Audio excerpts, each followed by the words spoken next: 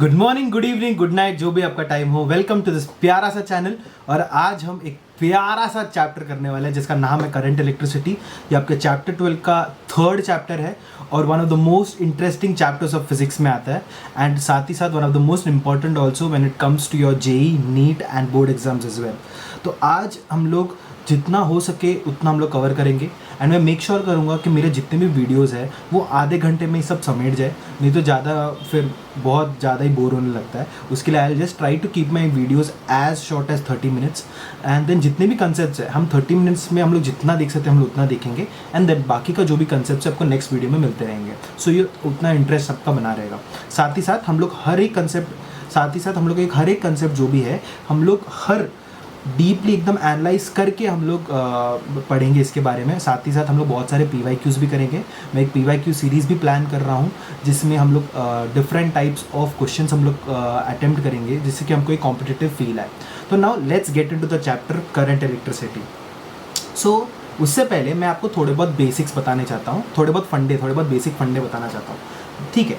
तो इधर आपको अगर अभी दिख रहा होगा कि सामने दो चार्जेस दिख रहे होंगे। पोलैरिटी अभी थोड़ा साइड में रखिए, पोलैरिटी से हमको मतलब नहीं है, मुझे बस ये दो चार्जेस से मतलब है। अभी ये जो चार्ज जो है वो हमारे दो टाइप के हो सकता है, एक है रेस्ट में है, नहीं तो एक मोशन में है। तो अगर समझो ये एक चार्ज है वो मेरा रेस्ट पे है। क्या है? वो मेरा रेस्ट पे है। तो अगर एक चार्ज रेस्ट पे है तो वो चार्ज की स्टडी को हम लोग क्या बोलते हैं? इलेक्ट्रोस्टैटिक्स बोलते हैं। That's why the term static has come over here, electrostatics बोलते हैं। बट अगर ये चार्ज मोशन में है, ठीक है, अगर ये चार्ज मोशन में है तो ये मोशन में है तो उसके पास दो प्रकार होंगे, दो कैटेगरी होंगे। एक कैटेगरी, फर्स्ट कैटेगरी क्या होगा कि कांस्टेंट वेलोसिटी होगा, कांस्टेंट वेलोसिटी होगा इसका। तो कांस्टेंट वेलोसिटी हम लोग करंट इलेक्ट्रिसिटी में पढ़ते हैं, ठीक है। कांस्टेंट वेलोसिटी से अगर कोई चार्ज जा रहा है वो स्टडी हम लोग करंट इलेक्ट्रिसिटी में पढ़ते हैं। बट अगर एक्सेलरेट हो रहा है, अगर एक चार्ज, मूविंग चार्ज एक्सेलरेट हो रहा है, उसका वेलोसिटी बढ़ रहा है, देन उसमें मैग्नेटिज्म भी आता है, जो हम लोग मूविंग चार्जेस एंड मैग्नेटिज्म में कवर करने की कोशिश करेंगे। तो ये हम लोग इसमें मैग्नेटिज्म का भी फंडा आ जाता है, तो ये हम लोग मोस्टली फ्यूचर में कवर करेंगे। समझ में आ रहा है? तो इलेक्ट्रोस्टैटिक्स तो आपने चैप्टर 1 एंड 2 में कवर कर लिया है। हम लोग कांस्टेंट वेलोसिटी से अगर कोई चार्ज आ रहा है वो करंट इलेक्ट्रिसिटी या अभी हम लोग कवर करेंगे। और फिर अगर एक्सेलरेटेड कुछ जा रहा है तो वो हम लोग magnetism, moving charges and magnetism में कवर करेंगे। तो ये मुझे थोड़े बहुत फंडे बताने थे, हम लोग आगे बढ़ते हैं। Now the next topic is electric current. ना चैप्टर का नाम ही करंट इलेक्ट्रिसिटी है तो कुछ तो हम लोग को इलेक्ट्रिक करंट के बारे में पढ़ना पड़ेगा। So current in general is flow of anything. Water current बोलते हैं, तो like it's flow of water molecules, like या फ्लो ऑफ वाटर। तो current over here is flow of electrical charges. I repeat that electric current is flow of electric charges. Now if I want to sum it up more accurately, it is the rate of flow of charge, जैसे कि इधर लिखा है, it is the rate of flow of charge, ठीक है ना। तुमको एक बात जानना है, जब भी फिजिक्स में ये वर्ड है, रेट वाला वर्ड है, तो तुमको ये बात जान लेना है कि विथ रेस्पेक्ट टू टाइम कुछ तो एक टर्म है अपने पास। So when I am saying for example acceleration is rate of change of velocity, what I mean is तुम्हारा वेलोसिटी कितना चेंज हो रहा है, कितने टाइम पे, रेट में। समझ में आ रहा है क्या? Rate of change of velocity is acceleration. तो तुम dv/dt लिखते हो ना, तो सब विथ रिस्पेक्ट टू टाइम। तो जब भी रेट वर्ड आता है तुम इतना बात समझ लो कि हम लोग टाइम की बात कर रहे हैं। तो यहाँ पर rate of flow of charge मतलब क्या हुआ कि तुम्हारा कितना चार्ज फ्लो हो रहा है कितने टाइम में, उसको हम लोग बोलते हैं क्या? Electric current. तो अभी मैंने यहाँ पर एक सिंपल सा एक एग्जाम्पल लिया है। अभी ये एग्जाम्पल देखो, ये चार्ज Q है, ये लेफ्ट टू राइट जा रहा है, तो करंट भी इधर होगा, हम लोग ने छोटे क्लासेस में सीखा है कि जो करंट का जो कन्वेंशनल डायरेक्शन है वो हमेशा पॉजिटिव चार्ज की ओर होता है और opposite to the negative charge होता है कि नहीं। तो यहाँ पर पॉजिटिव चार्ज है तो करंट भी इस तरफ होगा, लेफ्ट टू राइट, है कि नहीं। तो अकॉर्डिंग टू दिस डेफिनेशन सबसे simplest formula that we can come across is I is equal to Q/T। और फिर हम लोग ने ये भी पढ़ा है कि charge is equal to any, that is Q is equal to any number of like total number of particles into electron का चार्ज, ठीक है। तो हम लोग इसको चाहिए तो ये भी लिख सकते हैं that I is equal to NE/T बराबर। तो ये दो फॉर्मूलाज हम लोग को आ रहे हैं यहाँ पर। ये तो हम लोग ने पहले ही बचपन के क्लासेस में पढ़े हैं हम लोग ने, तो इसमें ज़्यादा विस्तार से बात करने की ज़रूरत नहीं है। Now let's come back to the more mathematically accurate step of writing the definition of electric current, ठीक है। तो जैसे मैंने बोला rate of flow of charge, so if I want to say I average का फॉर्मूला, तो ये होगा तुम्हारा delta Q upon delta t. Now what is delta Q? Delta Q मतलब चेंज क्या होता है? Q2 minus Q1 upon T2 minus T1, बराबर, यही तो हुआ चेंज। अभी मतलब तुम्हारा जो इंटरवल है, कौन सा इंटरवल? T2 माइनस T1 का जो इंटरवल है उसमें तुम्हारा T1 में Q1 चार्ज था, T2 में Q2 चार्ज था, तो ये इंटरवल में तुम्हारा एवरेज करंट कितना था तुम लोग इससे कैलकुलेट कर सकते हो। बट अगर तुमको उसी क्षण का, वो इंस्टेंट का, for example time t is equal to 3 seconds में, तो तुम लोग को अगर इंस्टेंट का करंट कैलकुलेट करना है तो तुम यूज करोगे आई इंस्टेंट का फॉर्मूला, आई इंस्टेंट का फॉर्मूला। अभी इसको हम लोग कैसे लिखेंगे? इसमें हम लोग लिमिट यूज करेंगे। अभी तुम लोग सोचेंगे है जी ये लिमिट कहाँ से आ रहा है, समझाते हैं। तो देखो अभी इसको लिखना है तो हम लोग लिखेंगे limit delta t tends to 0 delta Q by delta t. अच्छा, अभी ये इसका मतलब क्या है आपको बताता हूँ। यहाँ पर लिमिट तुम्हारा डेल्टा टी टेंस टू 0 है। इसका मतलब क्या है कि तुम्हारा डेल्टा टी 0 को टेंड कर रहा है। मतलब डेल्टा टी मतलब तुम्हारा क्या है? T2 माइनस T1, मतलब ये तुम्हारा T2 है, ये तुम्हारा T1 है। इन दोनों के बीच के गैप को हम लोग T2 माइनस T1 बोल रहे हैं ना। इन दोनों के बीच में का जो इंटरवल है उसको हम लोग डेल्टा टी बोल रहे हैं, है कि नहीं? So when I am saying that this delta t, this gap is tending to 0, मतलब ये गैप समथिंग लाइक दिस होगा, मतलब गैप है ही नहीं, मतलब वेरी क्लोज टू 0। आप समझ रहे हो ना? तो वो तो उसी टाइम, उसी क्षण का हम लोग निकाल रहे हैं ना। तो उसके लिए हम लोग ने limit delta t tends to 0 यहाँ पर यूज़ किया, और फिर साथ ही साथ delta Q upon delta t which is equal to D Q by D t. तो this both right over here is a much more accurate way or a mathematical accurate way of writing the definition of electric current. तो अगर आपको exam में इसका definition पूछेंगे तो आप ये लिख सकते हो along with this mathematical symbols and signs, ठीक है। तो हम लोग ने इलेक्ट्रिक करंट के बारे में यहाँ पर सीख लिया है, और साथ ही साथ मैं थोड़ा बहुत SI यूनिट्स की बात करना चाहता हूँ। अभी SI यूनिट्स की अगर हम बात ही करेंगे तो हम लोग को फॉर्मूला हम लोग को अभी तक पता है कि I is equal to Q by T होता है, बराबर। What is the unit of charge? It's coulomb and time is second. So हम लोग को मिल रहा है कूलम सेकेंड इनवर्स, ठीक है, कूलम सेकेंड इनवर्स। सो कूलम सेकेंड इनवर्स जो होता है वो तुम्हारा एम्पियर होता है, वो तुम्हारा एम्पियर होता है, और एम्पियर को तुम लोग ए से डिनोट करते हो। अभी तुमको एक बहुत इंपॉर्टेंट पार्ट जो हम लोग हमेशा भूल जाते हैं इज़ दैट ये जो एम्पियर होता है ना, ये जो एम्पियर होता है is one of the fundamental units of physics. Fundamental units of physics है ना। What do you mean by that? मतलब हम लोग ज़्यादातर जो लेंथ, मास, टाइम वो सब यूज़ करते हैं ना, उसके साथ साथ जो तुम लोग यूनिट्स एंड डायमेंशंस में यूज़ करते हो, उसके साथ साथ ampere is also one of those fundamental physics units. तो तुमको ये याद रखना, ये हम लोग कभी कभी भूल जाते हैं। So that's a quick info for you, ठीक है। तो अभी हम लोगों ने SI यूनिट्स की बात किया। Now the question arises whether electric current is scalar और वेक्टर। तो जब भी हम लोग स्केलर और वेक्टर का टर्म सुनते हैं, ठीक है, जब भी हम लोग स्केलर या वेक्टर वाला टर्म सुनते हैं, what comes in our mind is magnitude and direction over here, है कि नहीं? तो अभी जब मैं सोचता हूँ कि तुम लोग सोचेगा ठीक है भैया, तुम्हारा मैग्नीट्यूड तो होता है ये करंट का, तुम लोग 2 एम्पियर 3 एम्पियर बोलते हो, और फिर तुम बोलते हो, तो हम लोग एरोज भी बनाते हैं डायरेक्शन का, तो आई गेस वेक्टर होना चाहिए। बट नहीं, it's not a vector, because vectors क्या होता है ना, अलाइनमेंट और एंगल के साथ चेंज हो सकते हैं, है कि नहीं? तो इसमें अभी मैं आपको एक आसानी से एग्जांपल दे सकता हूँ। अभी समझो ये मेरा वायर है, ये मेरा वायर है, और ये मेरा इलेक्ट्रिकल अप्लायंस है। अभी ये इलेक्ट्रिकल अप्लायंस ऐसा कनेक्टेड है, तो ये कुछ एंगल में है, तो अभी भी ये जलेगा।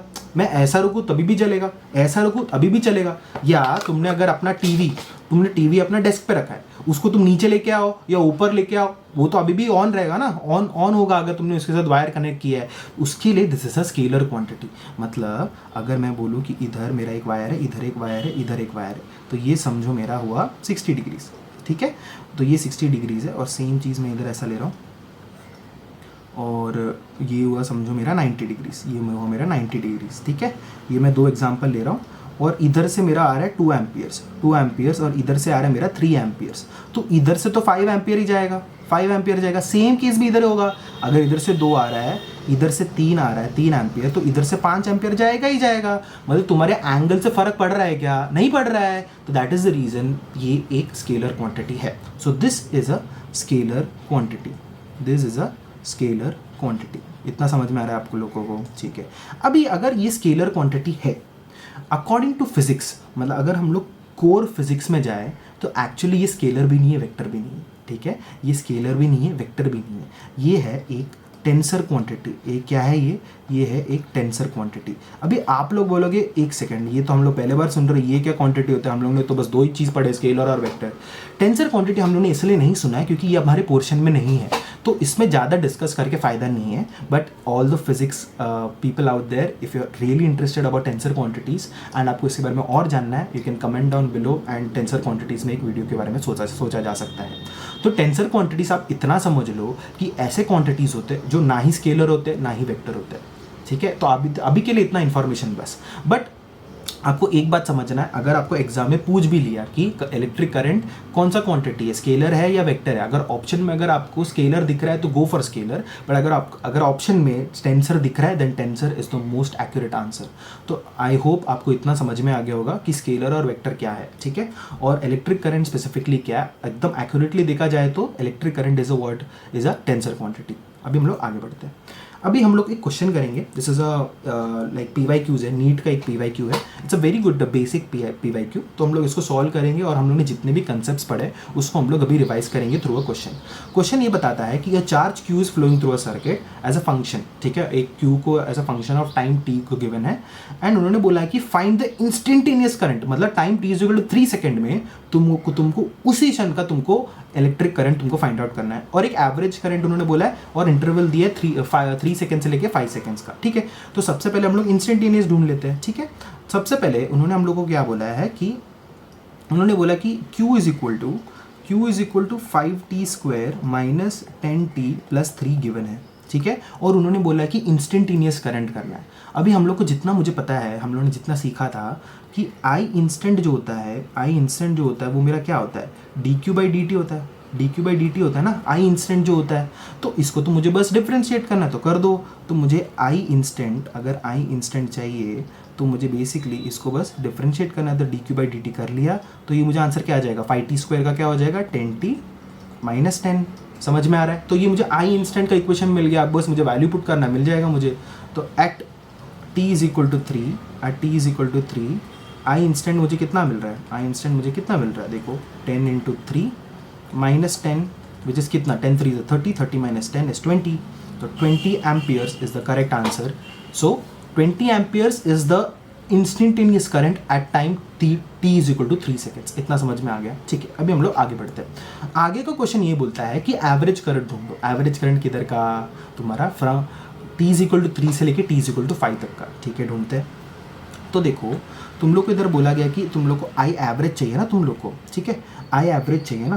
तो देखो अभी तुम लोग को अगेन यही पता है कि Q is equal to 5t² minus 10t plus 3 तुम लोग को पता है, ठीक है। और तुम लोग को ये भी पता है कि I एवरेज जो होता है वो होता है तुम्हारा ΔQ/ΔT बराबर ΔQ/ΔT, that is Q2 minus Q1 upon T2 minus T1। तो तुम लोग को क्या Q1 और Q2 का वैल्यू ढूंढना है, T1 और T2 तो पता है तुम लोगों को, चलो ढूंढते हैं। तो तुम लोग को at t is equal to 3 Q का वैल्यू क्या मिल रहा है तुम लोग को, देख लो।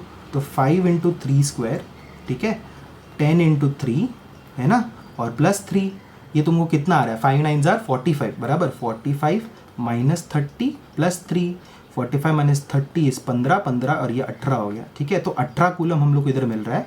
और at t is equal to 5 second बोला उन्होंने, है ना। तो इधर Q उनको कितना मिल रहा है, दैट इज 5 इंटू 5² बराबर माइनस 10 इंटू 5 प्लस 3, है कि नहीं, विच इज़ इक्वल टू कितना हो जाएगा, ये 5 5 25 और ये हो जाएगा 125 माइनस 50 प्लस 3 बराबर 125 में से आप 50 निकाल दो, कितना होगा 75, और ये प्लस 3 हो जाएगा तो 78।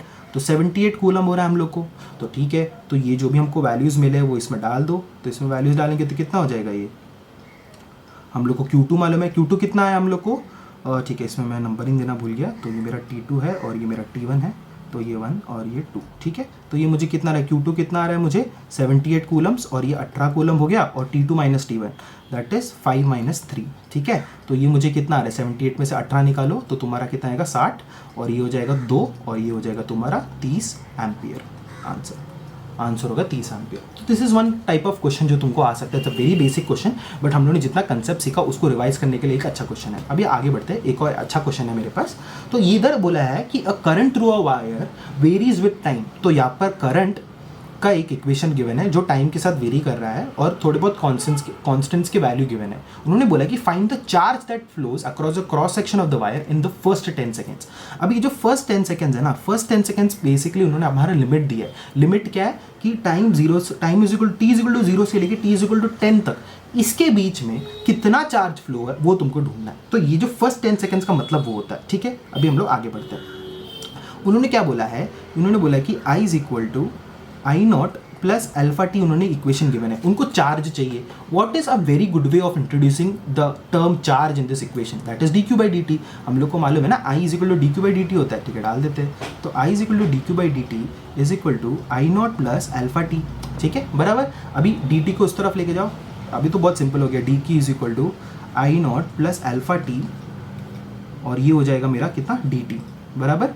अभी इसको इंटीग्रेट कर देंगे। इधर लिमिट क्या डालेंगे, टाइम की इसमें लिमिट क्या डालेंगे, 0 से लेके 10 तक का, दैट्स इट। तो इसका आंसर क्या हो जाएगा, Q इज इक्वल टू, अभी इसका इंटीग्रेशन कर देते हैं, that is I not T plus alpha T square by 2, और लिमिट क्या हो जाएगा मेरा, लिमिट क्या हो जाएगा 10 से लेके 0। अभी इसका मुझे आंसर कितना आ रहा है, Q इज इक्वल टू मैं अभी 10 इधर डाल देता हूँ, अपर लिमिट डाल रहा हूँ, तो हो जाएगा 10 आई नॉट प्लस 10 को मैंने टी स्क्वायर में डाल दिया तो 100 हो जाएगा, नीचे 2 है वो 50 हो जाएगा, तो ये हो जाएगा 50 अल्फा बराबर 50 अल्फा, और माइनस तो 0 डालूंगा तो कुछ फायदा नहीं। तो हम लोग को Q का इक्वेशन मिल चुका है। अभी Q इक्वेशन मिल चुका है, मुझे आई नॉट का वैल्यू पता है और अपना अल्फा का वैल्यू पता है, डाल दो अंदर। तो फाइनल आंसर जो आता है वो मुझे कितना आ रहा है, 10 इंटू 10 प्लस 50 इंटू 4, यही तो हो रहा है, विच इज़ बेसिकली तुम्हारा 10 इंटू 10 100 होता है, 50 इंटू 4 200 होता है, 200 प्लस 100 300, तो हो जाता है ये 300 coulomb. So this is your final answer. So ये भी एक बहुत अच्छा सवाल है जो नीट में आ चुका है। This is a neat PYQ actually. तो ऐसे टाइप के सिंपल सवाल आते हैं नीट में, तो आप अगर थोड़े बहुत PYQs करोगे सॉल्व तो आप लोगों को समझ में आ जाएगा, ठीक है। अभी हम लोग आगे बढ़ते हैं कि अभी हम लोग समझेंगे कि ड्रिफ्ट वेलोसिटी क्या होता है। नाउ मैं ड्रिफ्ट वेलोसिटी शायद से ये पूरा कंसेप्ट जो है मैं पूरा ना समझा पाऊँ आपको ये वाले पर्टिकुलर लेक्चर में, बट इसका जो कंटिन्यूशन लेक्चर है वो मैं हम लोग को लेक्चर 2 में मैं कर दूंगा, ठीक है, उसमें कोई प्रॉब्लम नहीं है। तो अभी हम लोग ड्रिफ्ट वेलोसिटी समझने से पहले मुझे आपको एक्चुअली एक अच्छा खासा थियरी समझाना पड़ेगा ना। क्यों, मैं चाहिए तो हो सकते तो ड्रिफ्ट वेलोसिटी के जितने भी फॉर्मूलाज है वो सब आपको दे सकता था और PYQs हो भी सकते थे, बट अगर थोड़ा सा भी उटपटांग सवाल आ गया तो आपको पूरा थियरी होना ज़रूरत है। आपको ये पता होना चाहिए ये फॉर्मूलाज आया कैसे, क्यों आया ऐसा, तो आपको हर एक टर्म का मतलब और वो क्यों आया, क्यों यूज़ कर रहे हैं, सब कुछ पता होना चाहिए। दैट इज़ द रीज़न मैं यहाँ पर थियरी एक्सप्लेन करने वाला हूँ। I will try to keep it as simple as possible और एक स्टोरी की तरह मैं बोलने की कोशिश करूँगा, ठीक है। तो साथ ही साथ अभी देखो मैं यहाँ पर जो ग्रीन सिलेंडर है उसको एक आइसोलेटेड कंडक्टर मान लो, आइसोलेटेड कंडक्टर। अभी मैंने ये आइसोलेटेड कंडक्टर क्या होता है, ठीक है, बताता हूँ। आइसोलेटेड कंडक्टर मतलब सिंगल कंडक्टर, इसके पास कोई नहीं है, ठीक है, आइसोलेटेड कंडक्टर, ठीक है। मतलब आइसोलेटेड कंडक्टर मतलब इसका ये है कि इसके साथ कोई सर्किट अटैच्ड नहीं है या अकेले में, ठीक है।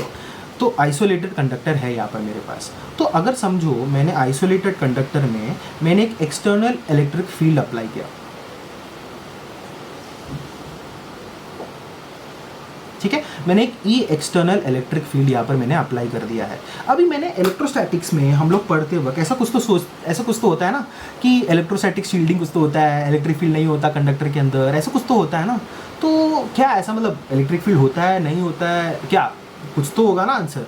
तो मेरे पास एक और सवाल है, क्या कंडक्टर के अंदर इलेक्ट्रिक फील्ड होता ही नहीं है या होता है, क्या है सवाल, ठीक है, हम लोग देखते हैं क्या है, ठीक है। तो देखो ई एक्सटर्नल हम लोग ने एक अप्लाई कर दिया है, ठीक है, ई एक्सटर्नल हम लोग ने अप्लाई कर दिया। अब मुझे मालूम है कि ई एक्सटर्नल अगर लेफ्ट से लेकर राइट तक जा रहा है, लेफ्ट से लेकर राइट तक ऐसा जा रहा है, मतलब पॉजिटिव साइड इधर है, नेगेटिव साइड इधर है, तो इसके वजह से इलेक्ट्रॉन्स कंडक्टर के इलेक्ट्रॉन्स ये साइड आ जाएंगे, क्योंकि इलेक्ट्रिक फील्ड ऐसा जा रहा है, पॉजिटिव से नेगेटिव इस तरफ जा रहा है, तो इलेक्ट्रॉन्स इस तरफ आ जाएंगे, है कि नहीं। तो ये कंडक्टर के जो भी फ्री इलेक्ट्रॉन्स है वो सब इस तरफ आ जाएंगे, इस तरफ आ जाएंगे, ऐसे इधर आ जाएंगे। और क्योंकि इलेक्ट्रॉन्स ये कंडक्टर से ऐसे इस तरफ आ चुके हैं तो इधर वॉइड बना होगा, इधर वॉइड क्या हो जाएगा, प्लस हो जाएगा वो। तो इधर ये साइड जो है, ये साइड जो है वो आपका हो जाएगा प्लस। समझ में आ रहा है इतना? ठीक है, ये प्लस हो गया। अच्छा, अभी एक्यूमुलेशन ऑफ चार्जेस की वजह से अंदर एक इंटरनल इलेक्ट्रिक फील्ड पैदा हो गया है। अभी आप देख ही सकते हो माइनस और प्लस की वजह से, तो बेसिकली मेरा इधर ऐसा एक ई इंटरनल इलेक्ट्रिक फील्ड पैदा हो चुका है। ई इंटरनल ये हो चुका है। अभी हो क्या रहा है ना कि इधर तुम्हारा ई एक्सटर्नल जो है, ई एक्सटर्नल जो है उसका वैल्यू तुम्हारा ई इंटरनल के इक्वल होता है, ये इक्वल होता है। और ये इक्वल होने के कारण हम लोग ये इंप्लाई कर सकते हैं अंदर, ठीक है, कंडक्टर के अंदर, इनसाइड द कंडक्टर, को लिख देता हूं मैं, इनसाइड द कंडक्टर मेरा electric field, net electric field जो है वो मेरा जीरो है। अभी आपको समझ में आ रहा है हम लोग ऐसा क्यों बोलते हैं कि कंडक्टर के अंदर हमारा इलेक्ट्रिक फील्ड जीरो है। So whenever talking about electric field, it's not just electric field, it is the net electric field. So मैंने जो सवाल पूछा था, क्या इलेक्ट्रिक फील्ड है ही नहीं? नहीं, इलेक्ट्रिक फील्ड है, इंटरनल इलेक्ट्रिक फील्ड है, बट जो नेट इलेक्ट्रिक फील्ड है वो तुम्हारा जीरो हो जाता है। समझ में आ रहा है? वो क्योंकि कैंसल आउट हो जाते हैं इसमें। समझ में आ रहा है? ठीक है, तो इतना हम लोग को समझ में आ गया कि ई नेट मेरा जीरो है। अभी अगला सवाल, अगर मेरा इनसाइड द कंडक्टर मेरा नेट इलेक्ट्रिक फील्ड मेरा अगर जीरो है, अगर मेरा नेट इलेक्ट्रिक फील्ड मेरा जीरो है, मेरा सवाल ये है कि क्या इलेक्ट्रॉन जो है, मतलब अंदर बहुत सारे फ्री इलेक्ट्रॉन्स होंगे ना, जो इलेक्ट्रॉन जो है वो रेस्ट पे होंगे या मूविंग होंगे? वो रेस्ट पे होंगे या मूविंग होंगे? जाहिर सी बात है हम लोग ये सोचेंगे कि अगर इलेक्ट्रिक फील्ड जो है वो मेरा जीरो है, नेट इलेक्ट्रिक फील्ड अगर मेरा जीरो है तो इलेक्ट्रॉन तो मेरा रेस्ट पे होना चाहिए, बट नहीं, देयर रेस्ट पे नहीं होते। वो इतने खतरनाक रीति से जुब जुब जुब जुब जुब करके वाइब्रेट करके मूव हो रहे होते हैं ना, आपको पता भी नहीं चलेगा। इतने फास्ट होते, इतने फास्ट होते हैं और इतने रैंडम होते हैं ना, आपको पता भी नहीं चलेगा। सो ये जिस तरह से इलेक्ट्रॉन हिलते हैं ना, उसको जिगजैग मोशन भी बोलते हैं, नहीं तो ब्राउनियन मोशन बोलते हैं। तो इनके जो मोशन होता है, ठीक है, इनका जो मोशन होता है, इसलिए रेस्ट पे नहीं होता, मूविंग होता है, जो इनका जो मोशन होता है उसको हम लोग ब्राउनियन मोशन बोलते हैं।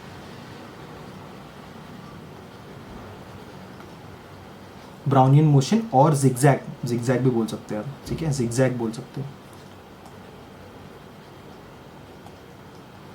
जिगजैग मोशन होता है, ठीक है। तो इनका जो मोशन होता है एकदम जिगजैग, एकदम रैंडम होता है और एकदम सुपर फास्ट होता है। मतलब इतना फास्ट, अगर इसका मुझे इसका स्पीड ऑर्डर बताना है तो इसका जो एवरेज स्पीड होता है, ठीक है, तो ये जो एवरेज स्पीड होता है ये जो इलेक्ट्रॉन का, उसका ऑर्डर रहता है 10⁴ से लेके 10⁵ मीटर पर सेकेंड। तो ये जो हिलने का जो स्पीड है ना, दैट इज 10⁴ नहीं तो 10⁵ मीटर पर सेकेंड, ठीक है। अच्छा, अभी मुझे आपको एक सवाल पूछना है। हम लोग ने स्टार्टिंग में जब ये इलेक्ट्रिक करंट को डिफाइन किया था, हम लोगों ने क्या बोला था? It is a rate of flow of charges, मतलब अगर चार्ज हिल रहा है तो करंट प्रोड्यूस होगा। तो इधर अगर आप बोल रहे हो कि आइसोलेटेड कंडक्टर में, अगर मतलब ये अगर समझो आइसोलेटेड कंडक्टर है, इसमें इलेक्ट्रॉन्स हिलते बैठ रहे हैं, तो करंट पैदा होना चाहिए। मतलब इसको टच करती है, अगर आप आयरन रॉड को टच करते हो आपको करंट लगना चाहिए। ऐसा क्यों हो रहा है? ऐसा क्यों हो रहा है? दैट इज़ बिकॉज कि तुम्हारे कंडक्टर के अंदर अनगिनत फ्री इलेक्ट्रॉन्स है, अनगिनत फ्री इलेक्ट्रॉन्स। इसको समझाते हैं, रुको। तुम्हारे इसके अंदर इलेक्ट्रॉन के अंदर, रुको, हाँ, तुम्हारे इलेक्ट्रॉन, तुम्हारे कंडक्टर के अंदर अनगिनत फ्री इलेक्ट्रॉन्स है, अनगिनत अनगिनत अनगिनत अनगिनत फ्री इलेक्ट्रॉन्स है। समझ में आ रहा है? अभी ये जो फ्री इलेक्ट्रॉन्स जो होते हैं ना, वो एकदम रैंडम मोशन में होते हैं, ठीक है, एकदम रैंडम मोशन में होते हैं। तो अभी हाँ, एक और सवाल आया कि ये रैंडम मोशन में क्यों है? अगर इलेक्ट्रिक फील्ड है नहीं तो रैंडम मोशन में क्यों है? इनको ये वेलोसिटी मिल कहाँ से रहा है? अच्छा, ये सवाल मुझे सॉल्व करने के लिए अभी समझो ये एक वायर है, ठीक है, ये एक वायर है। तो ये जो वायर है, अगर समझो ये 25 डिग्री सेल्सियस पे, ये कितना है? 25 डिग्री सेल्सियस पे। रूम का टेम्परेचर समझ लो 32 डिग्री सेल्सियस है। कितना? 32। तो ये 7 डिग्रीज का फ़र्क हो रहा है, 60 डिग्रीज का फ़र्क हो रहा है ये। और ये जो 60 डिग्रीज का फ़र्क जो है, जो हीट एक्सचेंज हो रहा है, this is more than enough, this is more than enough to make the electron go nuts. तो तो ये जो हीट एनर्जी जो हो रहा है ना, इसके वजह से, ये हीट एनर्जी की वजह से या ये थर्मल एनर्जी की वजह से ये इलेक्ट्रॉन एकदम पागलों की तरह इधर उधर हिल जिगजैग मोशन कर रहे हैं या ब्राउनियन मोशन कर रहे हैं। और जिस हीट एनर्जी की वजह से इनको जो ये पागलों की तरह हिलने का जो वेलोसिटी मिल रहा है ना, ये वेलोसिटी को हम लोग बोलते हैं थर्मल वेलोसिटी। क्या बोलते हैं हम लोग? Thermal velocity. थर्मल वेलोसिटी, इसको मैं म्यू नहीं तो यू से रिप्रेजेंट करूंगा। तो अभी वापस हम लोग वो सवाल में आता है कि करंट क्यों नहीं लगता? करंट क्यों नहीं लगता? दैट इज बिकॉज अनगिनत इलेक्ट्रॉन्स है। तो ये समझो, ये बंदा इधर जा रहा है म्यू 1 से, ठीक है, और ये यार ये बंदी यार ये म्यू 2 से इधर चली जा रही है, ये म्यू 3 से इधर जा रहा है, और ये ऐसा म्यू 4 से जा रहा है। समझ में आ रहा है? तो इधर क्या हो रहा है ना, इधर इतना रैंडमनेस है कि आखिरकार ये सारे वेलोसिटीज अपने आप एक दूसरे के डायरेक्शंस को काट देते, कैंसिल आउट कर देते। समझ में आ रहा है? So they cancel out each other and that is the reason तुम्हारा करंट नहीं लगता है। समझ में आ रहा है? तो अभी अगर मुझे बोलना है कि जो म्यू एवरेज रहेगा, वेलोसिटी, या वेलोसिटी की बात कर रहा हूँ मैं, स्पीड की बात नहीं कर रहा हूँ, वो मेरा ज़ीरो होगा, वो मेरा ज़ीरो होगा, बिकॉज इतना रैंडमनेस है that they cancel out each other. समझ में आ रहा है क्या? But can I say that the mu average speed भी ज़ीरो होगा? Can I say that? No, I can't say that, because what is speed? Speed is distance by time ना, speed is what? Distance by time. तो electron यहाँ पर जितने भी मैंने यहाँ पर इलेक्ट्रॉन बनाए हैं, रुको, हाँ, जितने भी यहाँ पर मैंने इलेक्ट्रॉन सब बनाए हैं वो तो मतलब डिस्टेंस तो कवर कर रहे हैं ना। तो वेलोसिटी इज डिस्प्लेसमेंट, यहाँ पर स्पीड है मेरा, डिस्टेंस बाय टाइम होता है, तो यहाँ पर डिस्टेंस तो कवर कर रहे हैं, वो तो हम लोग नहीं रोक सकते ना। तो यहाँ पर जो मेरा स्पीड जो है, एवरेज स्पीड जो है, वो मेरा ज़ीरो नहीं है, वो मेरा ज़ीरो नहीं है, but the average thermal velocity of all the electrons is zero. या मैं ये भी बोल सकता हूँ, दिस इज एप्लीकेबल फॉर और इलेक्ट्रॉन्स और सिंगल इलेक्ट्रॉन भी। सिंगल इलेक्ट्रॉन मतलब एक सिंगल इलेक्ट्रॉन का भी एवरेज थर्मल वेलोसिटी भी मेरा जीरो रहता है। आपको इतना बात समझा? तो अभी अगर एवरेज वेलोसिटी मेरा जीरो है, can I write one thing? I can write this one thing that कि जो I can write this as, अगर मैं जानता हूँ कि जो म्यू एवरेज है वो मेरा ज़ीरो है, मैं वेलोसिटी की बात कर रहा हूँ, ठीक है, मैं वेलोसिटी की बात कर रहा हूँ, वेलोसिटी, तो कैन आई राइट कि mu 1 that is of first electron, mu 2 of select electron, mu 3 of third, ऐसे म्यू एन अपॉन एन, क्योंकि एवरेज लिख रहा हूँ उसके लिए डिवाइडेड बाय एन किया, इसका वैल्यू मुझे ज़ीरो आएगा। नाउ ये वाला जो पार्ट है आपको बहुत अच्छे से ध्यान रखना है, बिकॉज ये वाला जो चीज़ है हमारा ड्रिफ्ट वेलोसिटी के डेरिवेशन में हम लोग ये यूज़ करने वाले हैं, ठीक है। तो अभी तक का जो क्लास है मैं इधर ही ख़त्म करना चाहता हूँ। तो ये मेरा होगा लेक्चर 1, इसका कंटिन्यूशन हम लोग लेक्चर 2 में करेंगे। आई होप सो अभी तक जितना भी मैंने समझाया आपको समझ गया होगा। हम लोगों ने ज़्यादा डीप कंसेप्ट्स में गए नहीं है, but we are about to enter the deep waters या डीप कंसेप्ट्स। तो please do like this video, please do subscribe and please do comment on all videos. और कुछ भी अगर सजेशंस या कुछ भी अगर इम्प्रूव करना है, कुछ अच्छा नहीं लग रहा है, अगर आप कुछ भी हो तो आप मुझे कमेंट कर सकते हो। And please do like the video and share it as much as possible, because ये जो भी मेहनत करता हूँ आपका लाइक्स और सब देख के अच्छा लगता है। And please do subscribe. Thank you so much. हम लोग लेक्चर 2 में